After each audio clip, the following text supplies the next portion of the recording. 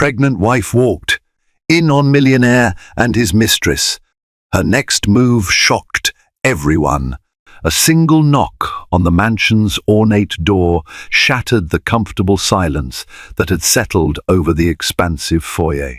On the other side stood a pregnant woman, her trembling hand on her rounded belly, wondering whether to step inside the gilded cage that was once her dream home. She knew the man she loved was within these walls, her husband, a millionaire whose name was whispered in exclusive circles. And she also knew he wasn't alone. Every instinct told her to turn away, to preserve her fragile state, but heartbreak overpowered caution. She took a deep breath, pushed open the door, and prepared for a confrontation that would change everything. Anna Lockhart had always believed in fairy tales, or, more accurately, in the miraculous transformation of her own life story. She grew up in a modest neighborhood in Oregon, raised by parents who taught her the value of hard work, love, and loyalty. Even when money was tight, her family's warmth made every obstacle seem surmountable. When she met James Lockhart at a local charity gala, her life took a turn she'd only dreamed of. James was tall, charismatic, and exuded wealth like a second skin. He introduced himself as the CEO of a high-end real estate firm, one that had connections to celebrities and prominent politicians alike. Within a few whirlwind months, they were engaged. Within a year, they were married. For Anna, it seemed like all her dreams had come true at once. Despite the breathtaking wedding and the glamorous social events, Anna always tried to hold on to her roots. She insisted on calling her parents every weekend. She remained loyal to her childhood friends, even when they felt out of place in James's extravagant gatherings. She devoted time to philanthropic work at the local hospital, never wanting to lose her identity beneath the polished veneer of the Lockhart name. But as the months turned into years, Anna noticed subtle shifts in James. Late-night business calls, cancelled dinner dates, unexplained trips that took him to faraway resort towns without her. When she asked about it, he'd assure her everything was fine, that big deals needed handling and new opportunities kept popping up in distant places like Monaco or Lake Como. His voice was calm and persuasive, but the gnawing feeling in her gut grew stronger. The final straw came when, after discovering she was pregnant, Anna found herself alone more often than not. James should have been thrilled, showering her with attention, celebrating their upcoming addition. Instead, he seemed oddly distant, burying himself deeper in work or, as some whispered, in the arms of another woman. It was in that haze of suspicion and heartbreak that Anna decided she needed absolute proof. She heard rumors, half hints at country club luncheons, about a woman named Celeste, a name that made Anna's spine tighten.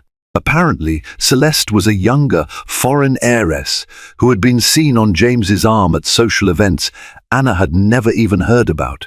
With her pregnancy now in its third trimester, Anna's emotions were dangerously heightened. She found herself weaving between rage, desperation, and an unbreakable desire to know the truth. One sunny morning, Anna feigned a sudden appetite for orange marmalade from a specialty shop in the city. This small ruse gave her a cover to slip away from her usual routine. She climbed into her car, a sleek black SUV James had purchased for her safety, though she now wondered if it was more for appearances than genuine concern. She drove through congested streets until she reached one of James's newest real estate developments, a grand, modern mansion on the outskirts of town. The caretaker, recognizing her as James's wife, allowed her inside the property without question. The marble floors echoed beneath her sensible flats. Somewhere in this palatial house, Anna suspected James would be waiting and not alone. Her heart thundered as she made her way through silent corridors. Tension pulsed with each step, a knot in her throat growing with every moment that passed. With sweaty palms, she finally located a door at the end of a hallway. It was slightly ajar, a crack wide enough to see two silhouettes inside. Anna's breath caught in her chest. This was the moment she had dreaded, yet needed. She could hear hushed tones, the unmistakable murmur of intimacy. Summoning all her courage, she pushed the door open. The shock she had prepared for was nothing compared to the reality of witnessing her husband's betrayal. There stood James, shirt partly undone, leaning against a young woman with auburn hair and a coy smile. That woman, Celeste, was draped in a satin robe, the shimmering fabric highlighting her slim figure. The sound that escaped Anna's lips was neither a scream nor a cry, but something raw and wounded, something she had never heard herself make before, and it froze James and Celeste in their tracks. As Anna's eyes filled with tears, a swirl of anger overtook her. She pressed a protective hand against her growing belly. She felt the baby move, perhaps as startled as she was, and all the heartbreak condensed into a single moment of furious strength. Everything she had believed, everything she had trusted, now lay in shards at her feet. Her voice wavered as she whispered, "How could you do this to us?" That one question, fragile yet seething with betrayal, hung in the air, and in that moment, Anna realized her response to this colossal heartbreak would determine her future and her unborn child's. James jumped away from Celeste as though Anna's shattered expression had burned him. For a split second, Anna saw panic flicker in his eyes, quickly replaced by a mask of composure and expression.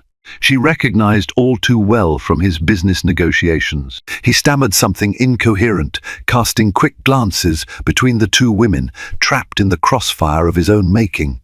Meanwhile, Celeste's face took on a range of emotions.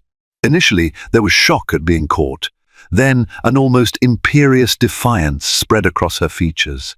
She folded her arms and regarded Anna with thinly veiled disdain. If she felt any guilt for participating in the destruction of a marriage, she hid it beneath layers of smirking arrogance. Anna braced one hand against the wall for support. Her heart thudded so loudly in her ears that James's muttered excuses were barely audible. She focused on breathing, on staying upright, on not falling to pieces before this woman who had inserted herself into Anna's life. "I'm sorry," James managed, though the words trembled with insincerity. "It's not what it looks like." Anna almost laughed out loud at the cliché. She shot him a look that spoke volumes. Then, ignoring James for a moment, she fixed her gaze on Celeste. Anna expected guilt, maybe shame. Instead, she saw a smug flicker in the younger woman's eyes. Celeste raised a brow and tilted her head. This was the look of someone who felt she'd already won. Seething with betrayal and fueled by heartbreak, Anna found an unexpected reservoir of self-control. She refused to give Celeste the satisfaction of seeing her crumble. Instead, she raised her chin and said quietly, "Get out." The mistress opened her mouth, perhaps to protest or mock Anna further. But something in Anna's voice, a quiet, lethal resolve, made Celeste hesitate. After a tense pause, Celeste grabbed her belongings, shooting James a look that screamed betrayal. He didn't dare meet her eyes. She left the room with a dramatic flourish, and the echo of her footsteps soon faded down the hallway. Alone with James, Anna tried to tame the wild swirl of emotions inside her. She recalled how gentle and kind he had been when they first fell in love, how carefully he'd placed a diamond ring on her finger, promising her the world. The man standing before her was still physically the same James, strong jaw, immaculate suit, confident stance. But Anna now saw something different behind that poised exterior, a fearful and insecure man scrambling to maintain his kingdom of illusions. She waited for him to speak, to confess, to show even a shred of genuine remorse. Instead, his mouth opened and closed without forming coherent words. Finally, with a controlled edge in her voice, Anna demanded, "Explain." "It just happened," he began, rubbing the back of his neck. I was lonely, traveling for business. She was a distraction. A distraction, Anna repeated, bitterness flooding her throat. She felt the baby move inside her again. Her maternal instincts roared, fueling her anger. You break your vows and degrade our marriage, and you call it a distraction. James's eyes flashed with a mixture of regret and defensiveness. I never meant for it to go this far. You have to understand, Anna, I love you, but we barely see each other sometimes. The baby, the changes, it's just complicated. Anna's eyes filled with tears, but she refused to let them fall. She stared at him, incredulous. Complicated? You think carrying our child is complicated? You think your feelings of loneliness justify this? He looked away, his shoulders slumping. In that moment, Anna sensed that maybe, just maybe, he was ashamed. But then he straightened, something shifting in his expression. He reached out as if to touch her arm, but she shrank back. Please, let me fix this. I'll end it with her, he vowed, desperation cracking through. I want our family. I want you and the baby. I swear it won't happen again. Anna looked at him for a long moment. She wanted to believe him. She wanted to cling to the future they had planned. But that raw memory of Celeste, of James in her arms, loomed large. Could she truly forgive and forget? Could she raise their child, knowing this was how far he'd fallen from the promises they made? Hurt and anger clashed inside her, leaving her feeling hollowed out. I need time, she whispered, her voice shaking. I can't even look at you right now. Stay away from me. Then, with a trembling yet determined stride, she walked away. Each step took her farther from the illusions she'd once cherished, deeper into a new reality that would test her courage and her capacity for both forgiveness and retribution. Over the next few days, Anna tried to collect herself. She stayed in the guest bedroom of their penthouse apartment in the city, refusing to even dine at the same table with James. He, in turn, gave her cautious space, though he'd plead through the door or over text, begging for forgiveness, asking her to talk, but Anna's emotional storm was too powerful. She spent hours on the phone with her mother, who offered unconditional support, though she wisely avoided pushing Anna toward any immediate decisions.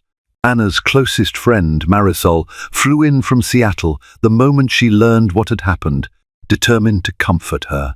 While Anna paced around the penthouse, still dazed by the betrayal, Marisol tried to coax her out to lunches, spa visits, anything to keep her from collapsing beneath the weight of her heartbreak.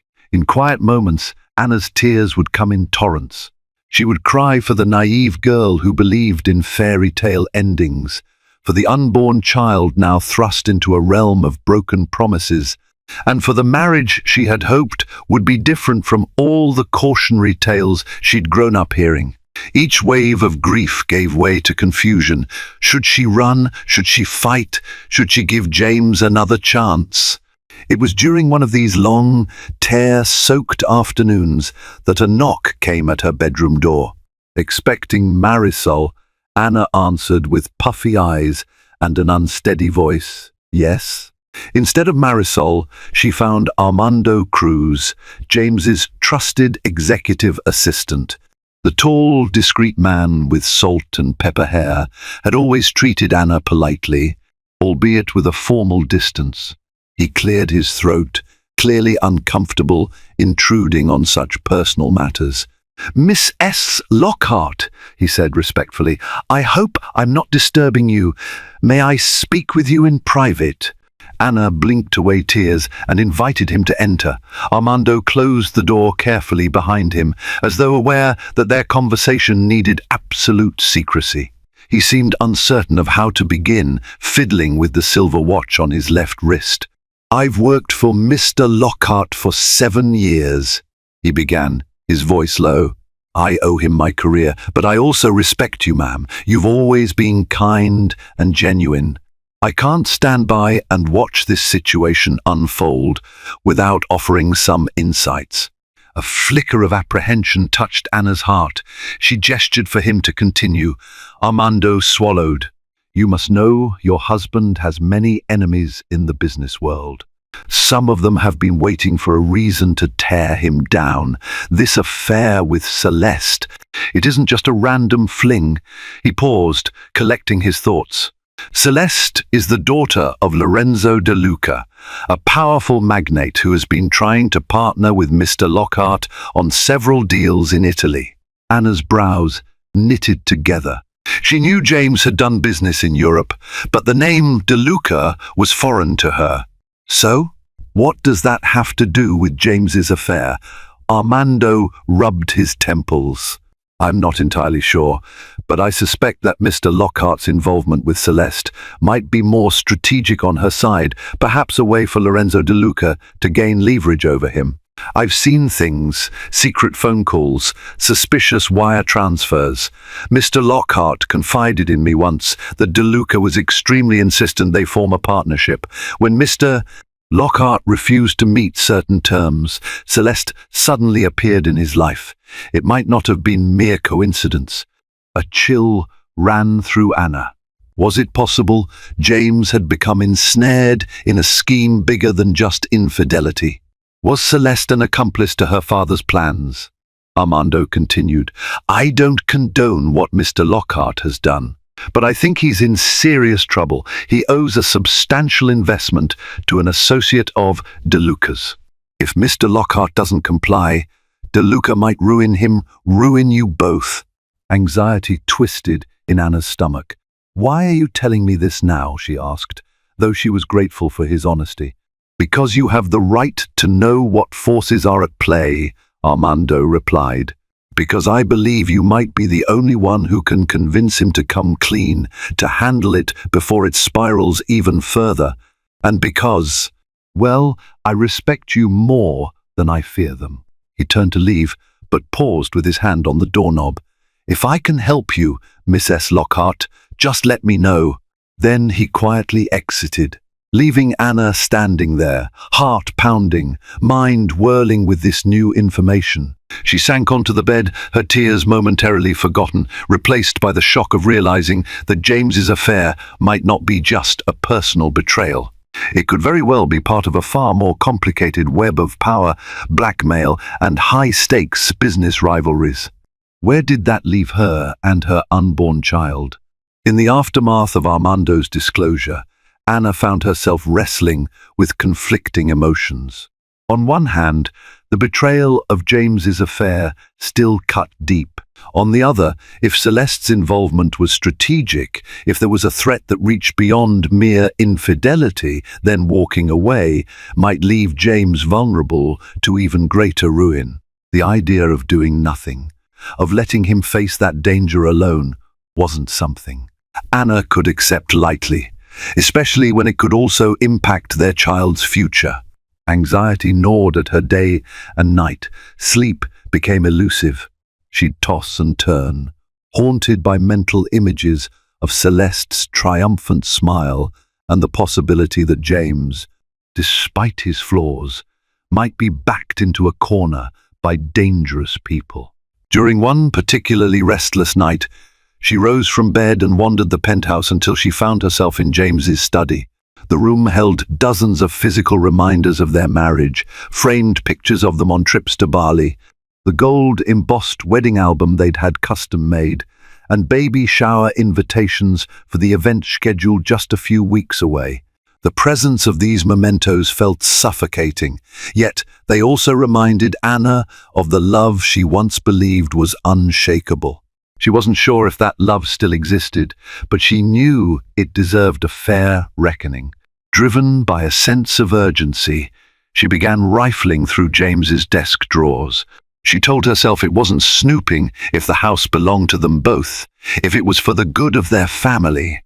In one drawer, she found routine paperwork, tax returns, and property deeds. In another, she discovered a black leather-bound notebook. Inside were meticulously scribbled notes, addresses, foreign bank account numbers, phone numbers with international codes. Her heart hammered. The numbers seemed to indicate large sums, transactions bigger than anything she'd expected, even knowing James's wealth. Some lines were underlined in red with the notation DL scrawled next to them. Lorenzo De Luca. Was James pouring money into De Luca's ventures, or was De Luca investing in James's?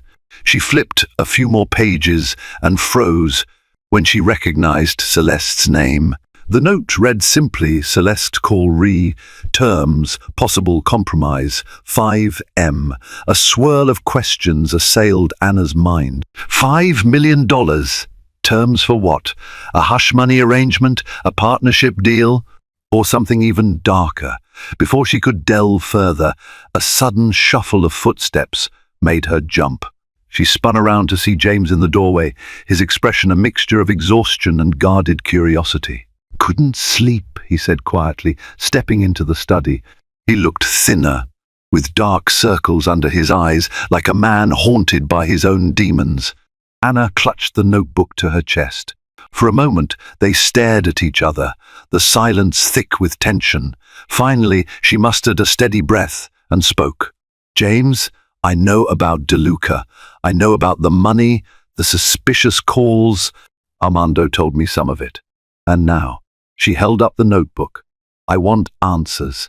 A flash of panic crossed James's face, but he quickly masked it. He closed the distance between them, lowering his voice. You have to trust me. I'm handling it. That's exactly the problem, Anna snapped. I can't trust you not, after what you did with Celeste. And your idea of handling it looks like it's sinking you deeper into quicksand. You need to tell me the truth. All of it. James hesitated. Anna could almost see the debate waging inside him. Protect his pride and keep her in the dark, or finally confide in the one person who had stood by him through everything. With a defeated sigh, he sank into the leather chair by his desk. I was stupid, he began, voice trembling. It started out as a harmless flirtation. But Celeste isn't who she pretends to be. She's manipulative, cunning.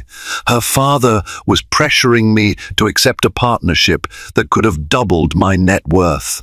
But his terms were unethical. I refused, and then Celeste showed up. She pursued me relentlessly. He swallowed, averting his gaze. I made a mistake, and then she used it against me. He gestured to the notebook in Anna's hands. That's a record of the money I've had to move around, bribes, hush payments, to keep her from going public with. Everything. If the media finds out, my reputation is ruined. Investors will back out. The scandal alone would cripple my company, and the child, our child, would be born into a storm of lawsuits and public disgrace. Anger simmered beneath Anna's skin. So you tried to buy her silence? What choice did I have? James exclaimed, his voice shaking. I didn't want to lose everything, and I didn't want you to suffer, so I kept it a secret, trying to protect you. Protect me?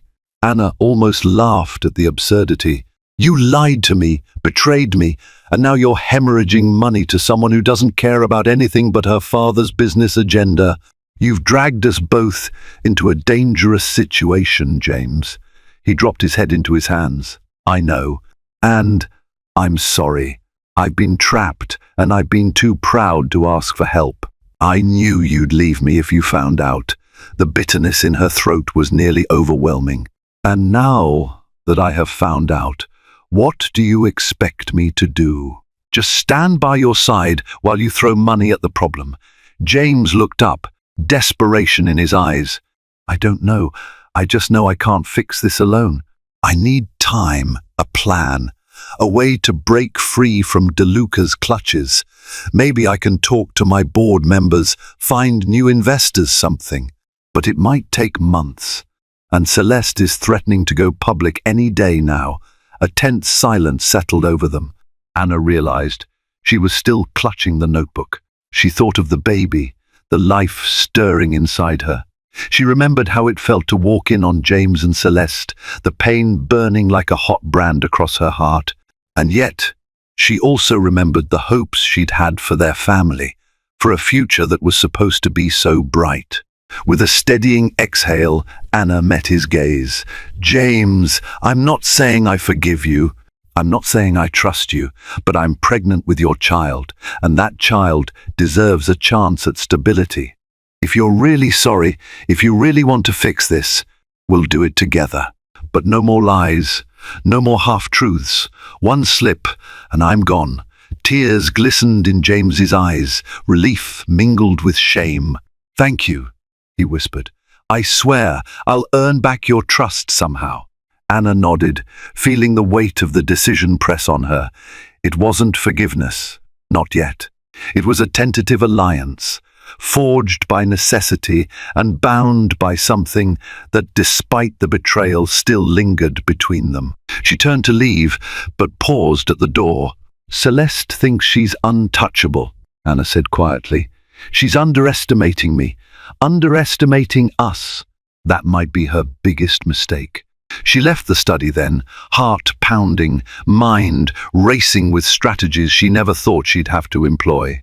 It was a precarious path, but for the sake of her child's future, Anna would walk it no matter how dark it became. Days turned into weeks as Anna and James put on a united front, at least in public.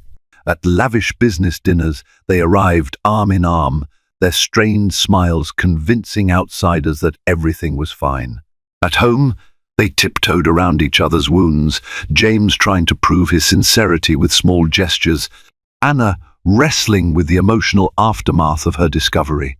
Celeste, true to her manipulative reputation, continued her silent intimidation. Whispers circulated at high-end gatherings, rumors that something explosive was brewing. Meanwhile, Anna busied herself with meticulously going through James's financial records, looking for a crack in Celeste's armor. Her pregnancy advanced, and with each passing day, her determination grew stronger. She was fiercely protective now, not just of her broken heart, but of the life she carried. One afternoon, while James was in a board meeting, Anna received an unexpected phone call.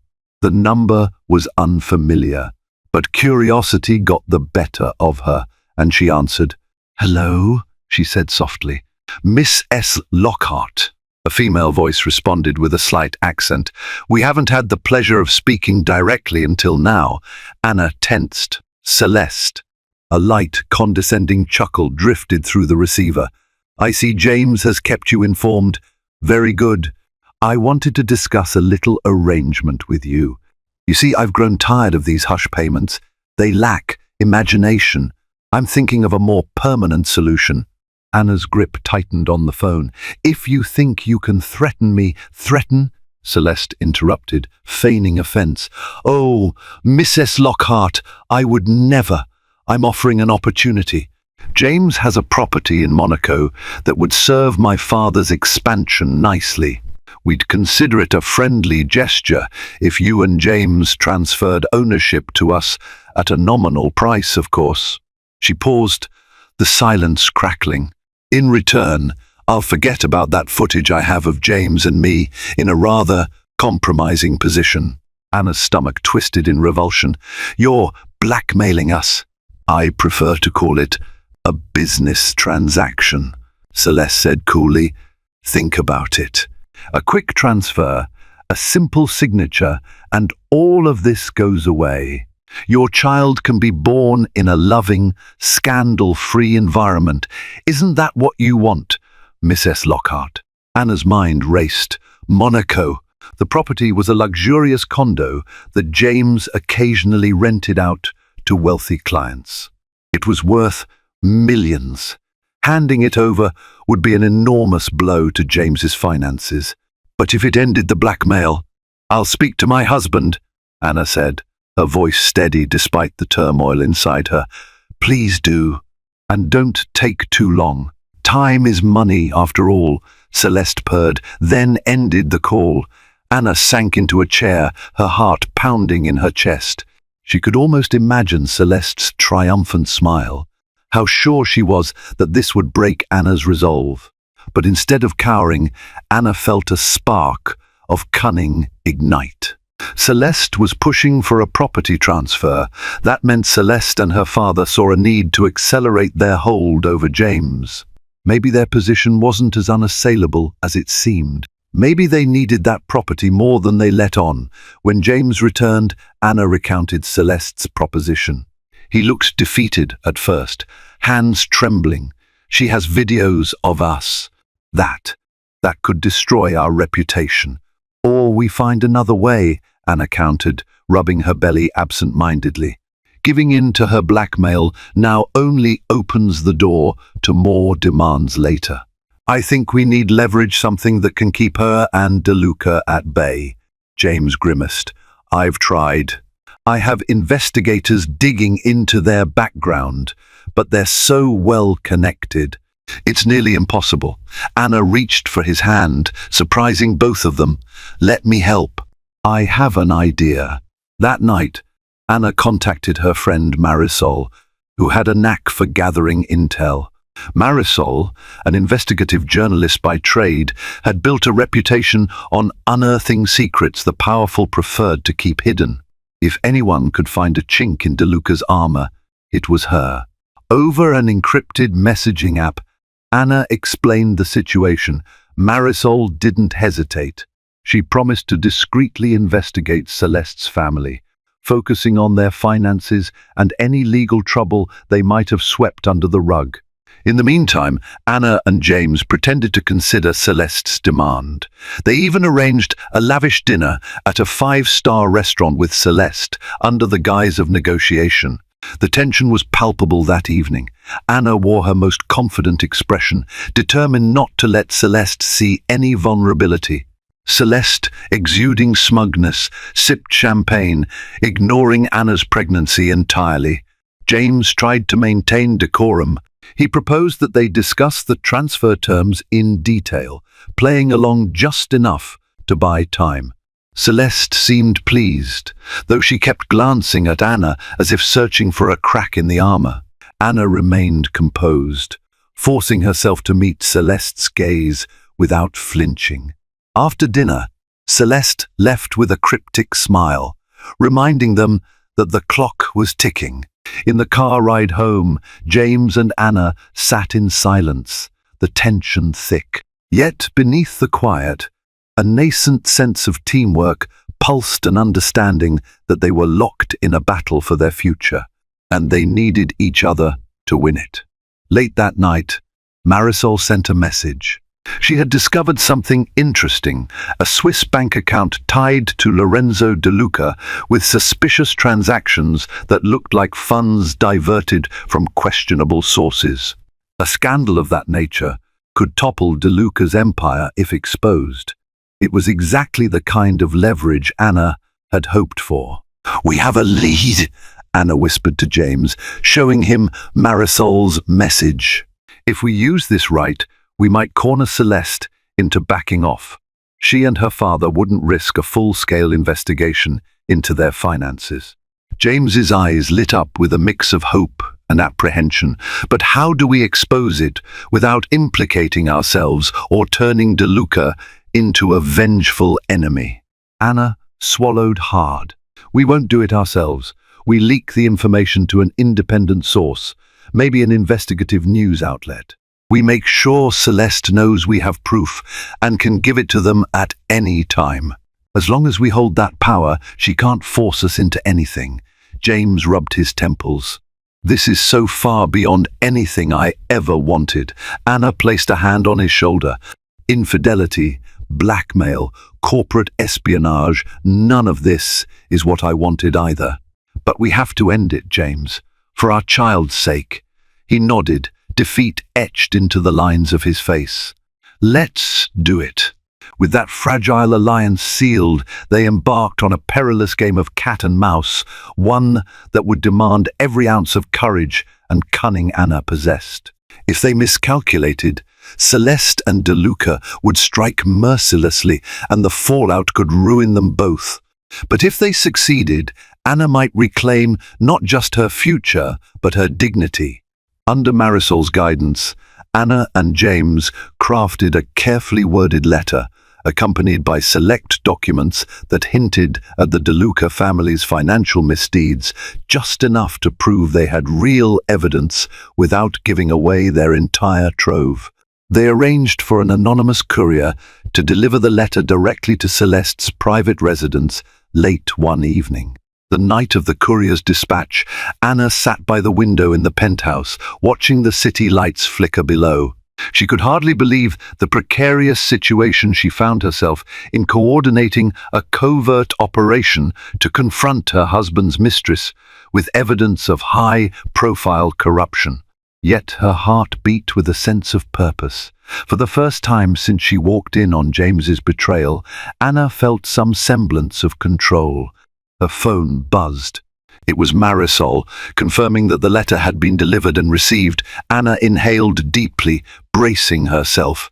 If Celeste reacted in rage, they might face immediate retaliation. If Celeste decided to negotiate, that would mean they'd gain the upper hand. Hours passed with no response. James paced the living room, gnawing at his thumbnail, a habit Anna had never seen him display before. She realized, with a pang, how severely the stress was wearing on him. Near midnight, Anna's phone finally rang. The caller ID showed an unknown number.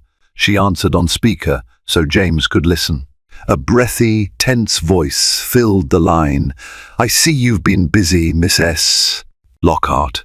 Celeste. The usual smugness had vanished, replaced by a brittle edge. Anna summoned her steeliest tone. "Busy protecting my family." There was a short, simmering silence.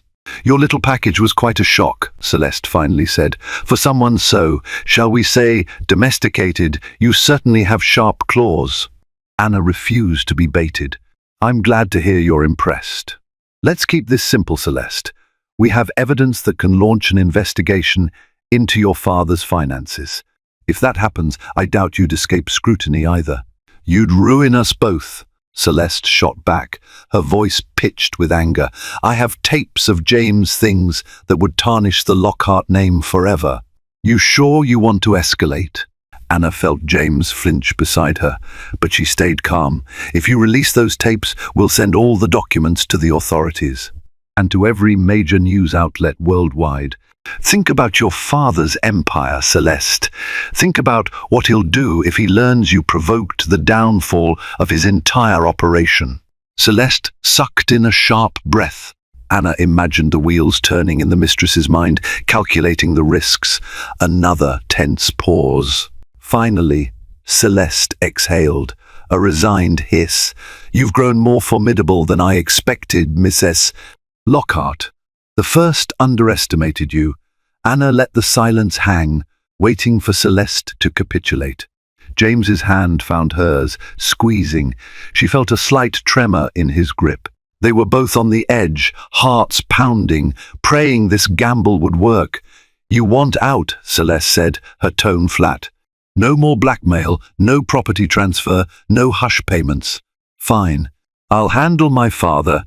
But if you so much as hint at releasing that evidence, I won't hesitate to torch whatever's left of your precious marriage." Anna nodded, though Celeste couldn't see her. "Deal. You leave us alone for good, and those documents never see the light of day." Celeste gave a humorless chuckle. "Consider it done. You've won this round, Mrs. Lockhart. But watch your back. You're playing in a league far beyond your depth." The line went dead. Anna and James remained still for a long moment, letting the tension seep out of their bodies. Then they turned to each other, a wave of relief mingling with disbelief. It seemed they had, at least temporarily, neutralized Celeste's threat. But triumph was short-lived. Anna knew Celeste's parting words were more than idle bravado. The DeLucas wouldn't forget this. They might back off publicly, but covertly they could still seek revenge. And there was the looming question of how Anna and James would move forward in the wake of this crisis. Could their fractured marriage endure? For the first time in weeks, though, Anna allowed herself a sliver of hope. She'd proven her resolve, her willingness to fight for her child's future. and James had stood by her side, choosing family over his own pride. That was enough for tonight. In the days that followed, the tension that had weighed so heavily on the Lockhart household began to ease. Anna no longer expected threatening phone calls at odd hours, and James's finances stabilized as the hush money outflow ceased. The monstrous secret that had haunted them seemed to recede into the shadows, replaced by a fragile normalcy. Still, the emotional toll remained. Anna found herself struggling with her conflicting feelings: anger toward James for his betrayal, empathy for his desperation, and a cautiously reborn respect for the man who had fought beside her when push came to shove. Their interactions were laced with awkwardness. Simple gestures like James offering her a glass of water or Anna smiling faintly when he cracked a joke felt loaded with unspoken meaning. One evening, as they sat in the living room after dinner, James broke the silence. "We need to talk," he said softly, looking as though he'd aged 10 years in the past few weeks. Anna nodded, turning off the television. She shifted on the couch to face him, her pregnant belly prominent between them. A spark of pain crossed James's face as he noticed how far along she was, how many moments of this pregnancy he had lost to his affair, and the subsequent turmoil. "I have to ask," Anna began, "now that the crisis with Celeste is under control, what do you want from me, James? Do you actually want to be in this marriage, or did you just not want a scandal?" James inhaled, steadying himself. "I deserve that question. Truthfully, I still love you, Anna. I know it might sound hollow after everything, but I do. I never stopped. With Celeste, I was reckless, seduced by the thrill and the lies. But the thought of losing you, truly losing you, terrifies me."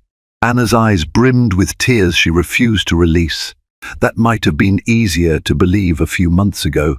He reached for her hand. She didn't pull away this time. "I understand that I've shattered your trust. I'm not naive enough to think words alone can fix that. But I'm willing to do whatever it takes. Marriage counseling, signing over assets to ensure you and the baby are protected. Whatever it takes to show I'm serious. I want us to be a family." Anna searched his face. She recalled the early days of their courtship, the sincerity in his eyes when he promised her the world. "It's not going to be simple," she murmured, voice quavering. "I'm still hurt, and I don't know if I can ever look at you the same way." He gently squeezed her hand. "I know. I'm asking for a chance, not immediate forgiveness. Let me earn it back, day by day." A thick silence followed, filled with regret for the past and uncertainty about the future. But beneath it, there was also a glimmer of hope, a shared understanding that they had survived something enormous. And if they could navigate the aftermath, maybe they could build a stronger foundation. Finally, Anna nodded, blinking away tears. "We'll try," she said quietly, "for our child's sake, for us. But no more secrets, no more illusions." James nodded, relief flooding his features. "Thank you, Anna." They sat there, hand in hand, an unspoken vow passing between them. The path ahead would be riddled with trials, but at least they were facing it side by side, tentatively, uncertainly, but united in purpose. Anna felt a flutter in her belly, and she wondered if the baby could sense this shift in the air, a new beginning taking shape in the wake of heartbreak. As her due date approached, Anna threw herself into final preparations for the baby. She spent hours researching cribs, strollers, and the perfect nursery decor. Yet every time she passed a mirror, she saw the shadows under her eyes, a constant reminder of the emotional burden she still carried. She couldn't ignore how dramatically her life had changed in such a short time. One afternoon she ventured to her favorite cafe for a decaffeinated latte, only to hear hushed whispers from two women at a nearby table. She caught fragments: "Mistress," "scandal," "lucky she's not divorced." The words cut deep, even as Anna pretended not to notice. The rumors had circulated more widely than she'd hoped. It was a stark reminder that even if Celeste's direct threat was neutralized, People still gossiped. Determined to reclaim her sense of self, Anna decided to confide in an unlikely source, Michelle Donovan, a well-known therapist who specialized in couples recovering from infidelity. Michelle was discreet, recommended by someone Anna trusted, and so, with a mix of trepidation and resolve, Anna scheduled a session. When she arrived at Michelle's office, a quiet, tastefully decorated space, she felt a lump in her throat. She sank into a plush chair, her swollen belly making it difficult to find a comfortable position. Michelle offered a gentle smile. "I understand you've been through a lot. What do you hope to gain from our time together?" Anna let out a shaky breath. "Clarity, mostly. I'm torn between the love and betrayal I feel. Part of me wants to believe James can change, that we can heal. Another part wants to never trust him again." Michelle nodded. "Infidelity can fracture a relationship deeply, but healing is possible if both partners commit to honesty, empathy, and addressing the root issues that led to the betrayal." They spoke for nearly an hour, Anna pouring out her story in halting detail. She admitted her fury, her heartbreak, her lingering doubts about James's true motives. She also recognized how the crisis with Celeste had forced them to cooperate, revealing James's willingness to protect her when it truly mattered. By the end of the session, Anna felt a small weight lift from her chest. She left with practical advice: set firm boundaries, demand transparency, and give herself permission to be angry, to grieve. If James truly wanted to change, he would respect her need for time and healing. Later that night, when Anna told James about the therapy session, he surprised her by asking if he could join the next one. The sincerity in his eyes momentarily melted her defenses. She agreed, but with caution. As much as she wanted the father of her child by her side, she couldn't ignore the voice that warned. Once broken, trust is never the same. It took several joint therapy sessions before Anna noticed tangible shifts in James. He admitted to the flaws in his character that made him seek validation outside their marriage. He spoke openly about the pressures he faced in his business empire, the insecurities he felt about becoming a father. Anna, in turn, shared her own vulnerabilities, fear of inadequacy, the isolation she felt in high society circles, and the longing she had for genuine emotional connection. Each session was emotionally draining but also cathartic. They were forced to communicate in ways they never had before, to confront uncomfortable truths that had been simmering beneath the surface. The intangible gap between them began to slowly shrink. Outside therapy, James made visible efforts to be present for Anna. He accompanied her to prenatal checkups, asked questions about the baby's health, and even signed them up for parenting classes. Anna still carried a kernel of distrust, but she allowed herself to acknowledge his efforts. Step by step, they built a fragile bridge over the chasm Celeste had created. Meanwhile, the spectre of Celeste and her father lurked in the background. While there were no direct threats, Anna remained vigilant. She kept in regular contact with Marisol, who monitored any public records that might hint at the De Luca family seeking revenge. So far, there was nothing. It appeared Celeste had honored their truce, likely under pressure from her father, to avoid a scandal that could expose his finances. One evening, as Anna lounged on the couch, massaging her sore feet, James approached with a small velvet box. Her stomach fluttered with apprehension. Gifts, especially expensive ones, had been his go-to method of appeasement in the past. She started to object, but he spoke first. "It's not jewelry," he said, opening the box to reveal a simple, hand-carved wooden figurine of a mother cradling her child. "I commissioned it from a local artisan. It reminded me of you, gentle, protective, strong." Anna felt tears gather in her eyes. She carefully took the figurine in her hands. There was no flashy diamond, no brand label, just a heartfelt token that spoke volumes. "Thank you," she whispered, touched by his thoughtfulness. James settled beside her. I'm trying, Anna. I know it'll take more than gestures like this to rebuild what I broke, but I want you to know I see you. I see the strength and love you give every day. She looked at him then, recalling all the highs and lows of their relationship. The betrayal still stung, yet in moments like this, she glimpsed the man she once fell for, the man she hoped he could be again. She reached out, gently squeezing his hand. I see you too, she said, her voice tinged with cautious warmth. I just need time. His fingers intertwined with hers. I'll give you all the time you need. And for the first time in what felt like ages, Anna allowed herself a small, genuine smile. The weeks leading up to Anna's due date were a whirlwind of final doctor visits, nursery preparations, and a renewed closeness between Anna and James. They attended their last therapy session before the baby's arrival, and Michelle gave them a parting reminder: healing is a journey, not a destination. Keep communicating, keep being vulnerable. Respect each other's pain. On a warm evening in late spring, Anna felt the first pangs of labor. Fear and excitement clashed within her. James hurried her to the hospital, his voice trembling with concern as he reassured her everything would be okay. During labor, he stayed by her side, his hand never leaving hers.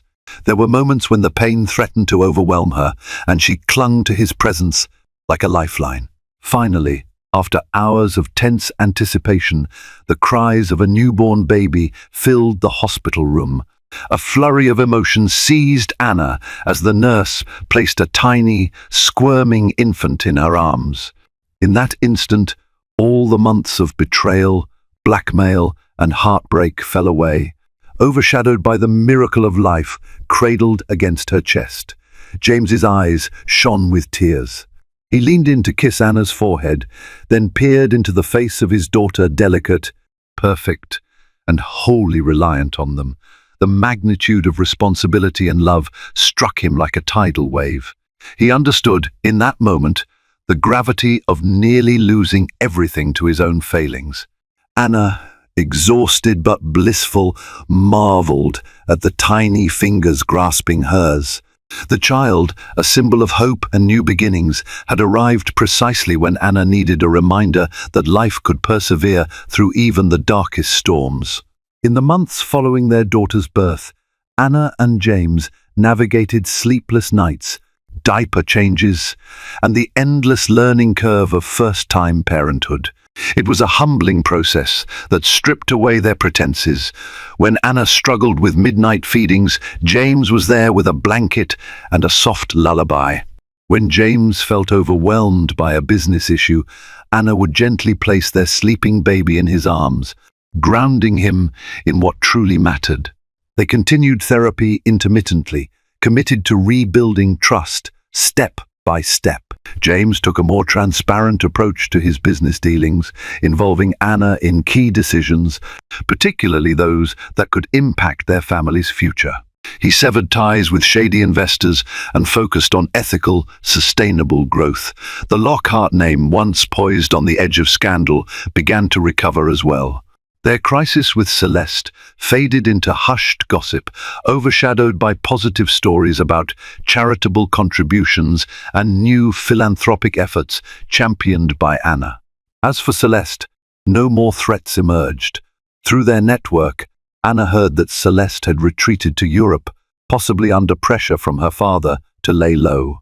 The DeLuca empire showed no public signs of collapsing, but rumor had it they were taking steps to clean up their finances. Whether from fear of exposure or genuine change, it didn't matter to Anna. She had no intention of using the evidence unless pushed. Peace, however tentative, was enough. Anna and James found a delicate rhythm in their relationship. Laughter returned in small doses, accompanied by shared responsibilities that strengthened their bond in ways lavish dinners never could. There were no illusions about perfection. Painful memories still lingered, and trust required constant nurturing. But every time Anna saw James tenderly holding their daughter, she remembered why she had chosen to fight for this family.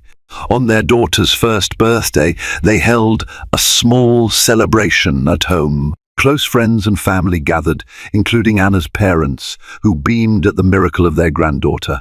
Marisol made a surprise visit, bringing a handmade scrapbook documenting the baby's first year.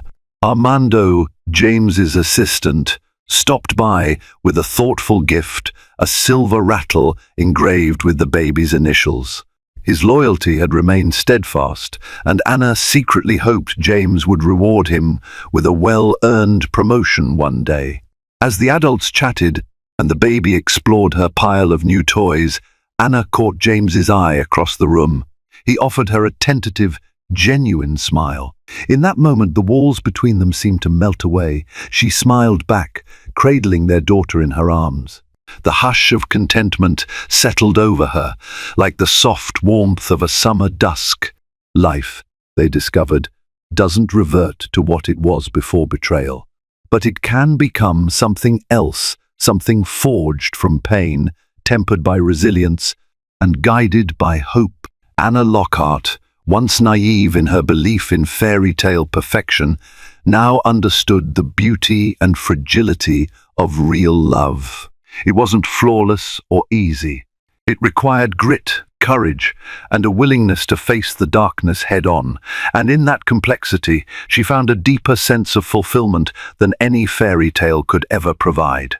She pressed a gentle kiss to her daughter's forehead, and in that single act, affirmed the path she had taken. Through heartbreak and betrayal, blackmail and danger, she had chosen to stand firm, chosen to seek redemption rather than simple revenge. And as she gazed at James, softly rocking their little girl, Anna realized that, in all its imperfection, this was the life she wanted. A life marked by lessons learned, love reborn, and a future reclaimed against all odds. This story reminds us that sometimes the very thing meant to shatter us becomes the catalyst for growth.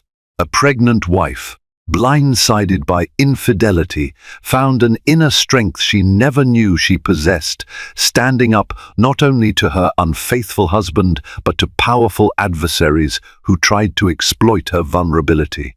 In facing betrayal, she discovered a new depth of resolve that transformed her tragedy into a defining moment for her entire family. If you enjoyed journeying with Anna as she fought for love, confronted deception, and reclaimed her future, don't forget to show your support.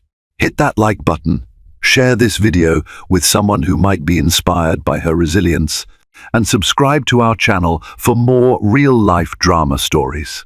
Your engagement helps us continue bringing you compelling tales of courage, heartbreak, and hope. Together, let's keep exploring life's most dramatic turning points.